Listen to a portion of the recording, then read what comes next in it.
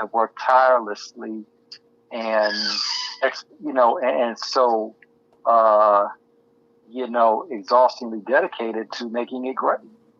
Exactly. And I never, you got to remember, James had been there from the show's inception, right? Right. The last thing, this is what I want to clear up. The last thing I want to do was let James go. I was one of his biggest cheerleaders, so to speak, right? To the thing about me trying to get books published on him, a lot of different things, just things to help him grow as an individual, right? That had nothing to do with me per se, but me trying to really look out for him, right? So the way this stuff really came to its climax was this. And the last thing I want to do is get talking about these dudes, man. But I'm just telling the truth. This is, the truth is the truth, man. It's not nothing personal ever with me. So, James, when this came to the apex, was James conducted the interview. They did. My guy from Art of Dialogue conducted the interview with James, right? Yes, sir. He conducted the interview, and some of the lines of questioning that he received came from another person.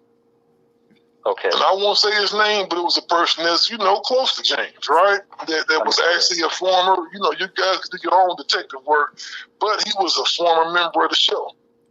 Yep, and so he had put some innuendo out there. He put a line of questioning in where it mentioned FG's name. So when that happened, James had some subsidiary things to say about that individual, and it just kind of went from there to where we started seeing the interview with FG, because in me having the actual conversation with FG said I was going to never mention James' name if he would have brought my name up.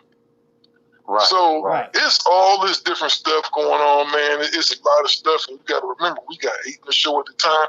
It's a lot of stuff that could have happened that don't necessarily have nothing to do with me and 8.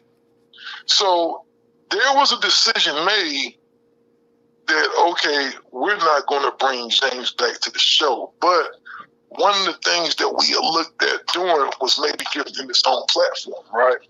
And contrary to what was said or what was ever, said, people talk about money and stuff like that.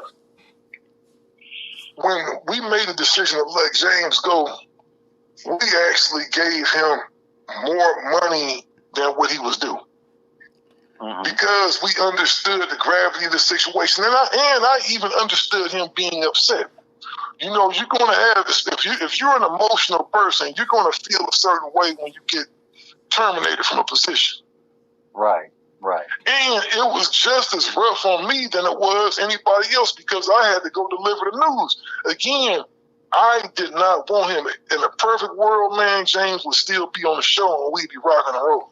In a perfect world, none of them dudes would have never left. And that was one of the biggest things. I heard a few people say, well, it's because he wanted to be in the limelight, wanted to shine. If that was the case, it was my show. I invented it. I would have did that from the beginning. Right. I would have just stayed there from the beginning. I didn't want to do it. My main focus was then at that time was to really build one of the biggest black networks of content creators in the country. That was my purpose at that time.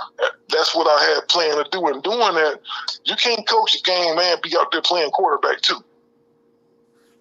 Now, when you think about this, Norm,